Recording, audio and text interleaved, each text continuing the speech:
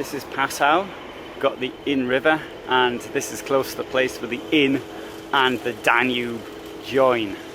This is a monument to the victims of the National Socialist state, put up in 1996. But strangely enough, it's very close, within a couple of hundred meters of the houses where both Hitler and Himmler lived in their youth.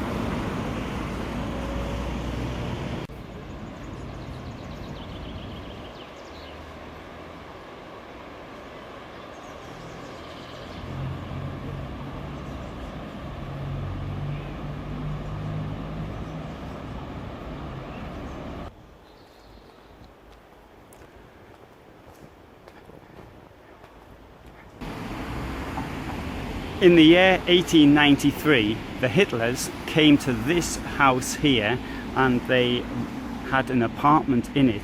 It's Kapuzinerstraße 31, it's now Kapuzinerstraße 5. Now the reason they came here, I presume, was because of its location. It's close to the Austrian border here, although we are inside Germany, but it's close enough to be an easy walking distance.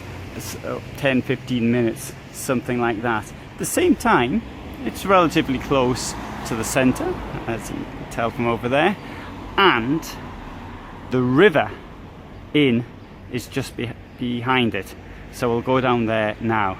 Now I didn't want to sort of walk in and film it, because you can see whereas the gate is open, I didn't want to get in anybody's way, and I suspect I won't be the first person ever to have come here to actually film or even photograph this location.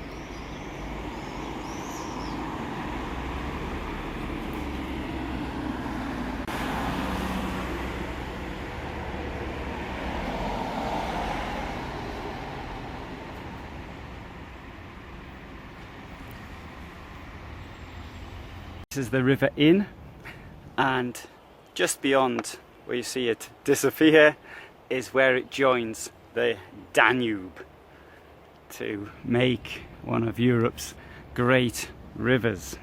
I have a little story here which goes back to the year 1894, but I need to fast forward 40 years to start off with.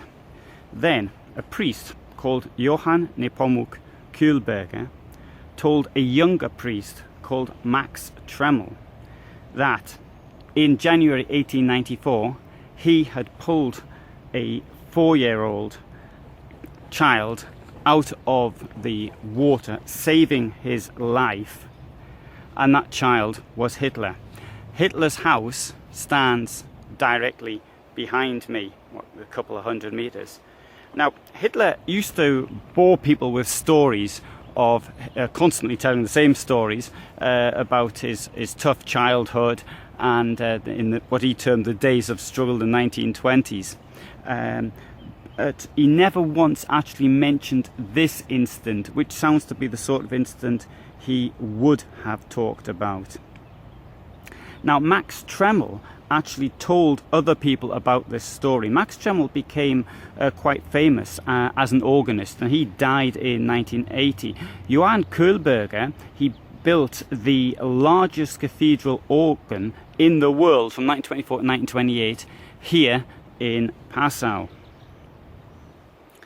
So, is it true or isn't it true? Well, the question is this, okay, we can be, I think, relatively sure that a priest telling another priest in confidence that maybe there was some truth to it. But then again, it's a bit like things related to people who emigrated from Europe in 1912. It's like they were all on the Titanic. But a little bit of evidence came up only a few years ago. In an archive, a story was found in the Donau Zeitung of a boy being pulled out of the river. Now, the boy himself's not named. Now, according to local historian Anna Rosmus, it's mentioned that the son of the owner of the house where Hitler lived pulled him out. Now, was that Johann Kohlberger or not?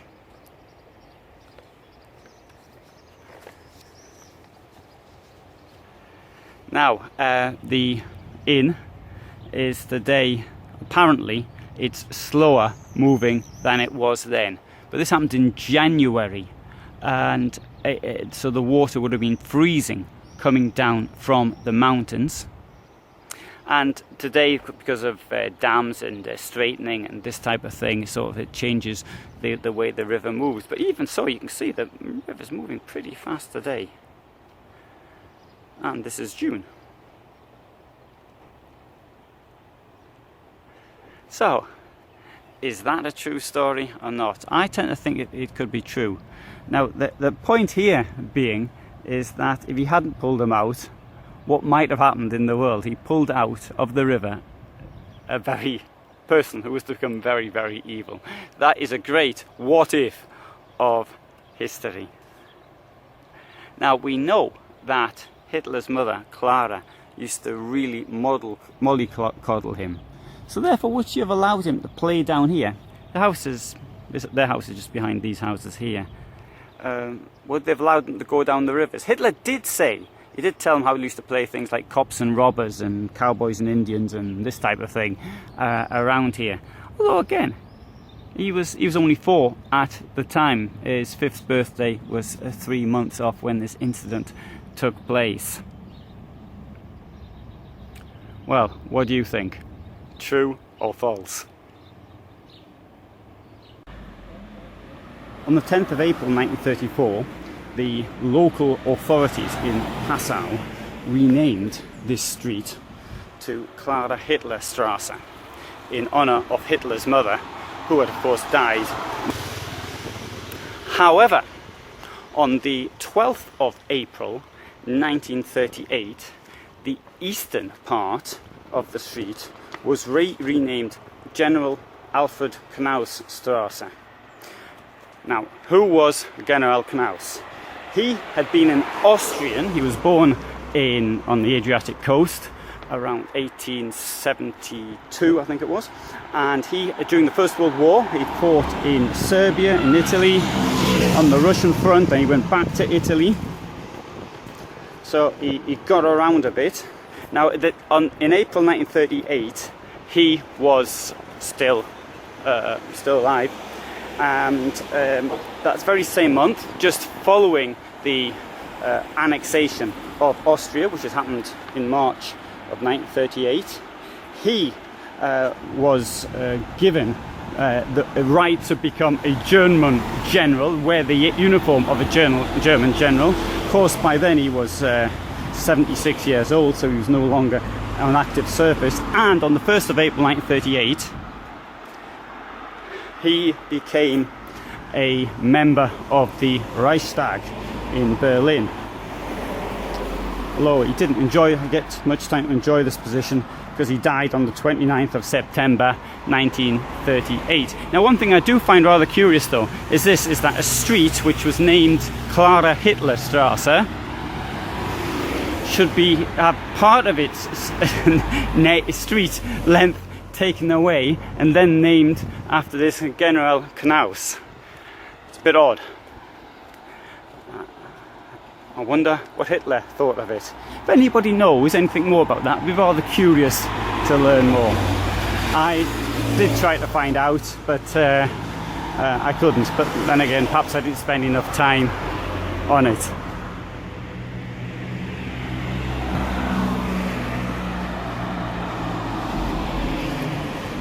After the war, this street returned to its old name of Kapuzinerstraße.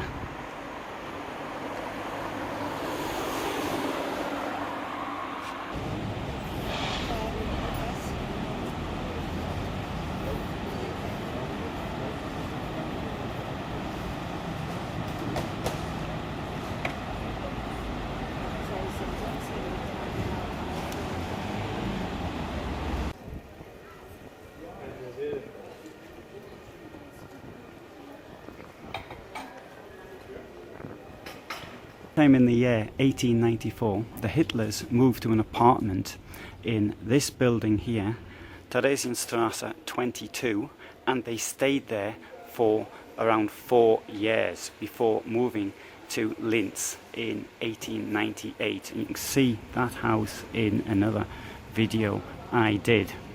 Now, one thing which is very ironic about this, first of all, obviously there's no plaque, and outside, although the 2 houses down, there's a plaque to somebody whom a doctor whom I had never heard of. But on the other side of the road, at Theresienstrasse number 22, there was an apartment which was owned by the family of Heinrich Himmler. And that you can see there. Now the Himmlers weren't too badly off. His father of Heinrich was a schoolmaster, and what's hard to believe is how come a place as attractive as Passau, possibly one of the most attractive towns in Germany, kind of produced these 2 monsters. And the only thing I can suggest is it's due to something that what these white nationalists now call privilege, or they believe that some of them being white, they should have more privilege than, for example, black people. And I think it's something along the same lines. In the case of Hitler, it was a case of growing up in relatively good circumstances. His father, who came from a family of small landowning peasants, I should say, smallholders, to making something in his life, becoming a civil servant and having a pension even, and relatively well off. And you see even in the house that he lived in Linz, it's quite a good house in a good area, to the poverty he experienced later in Vienna, largely because he didn't want to work.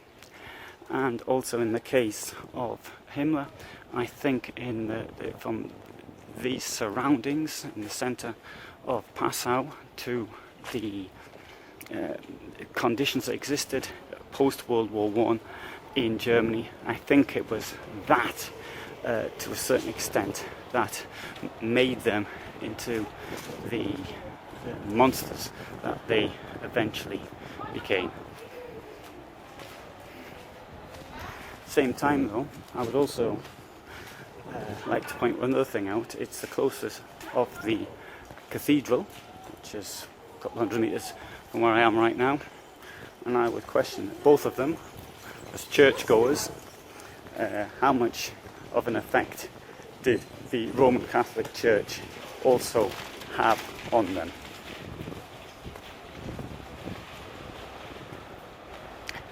If you found that of interest, then please do subscribe. I do a lot of materials on history from around Europe which might interest you.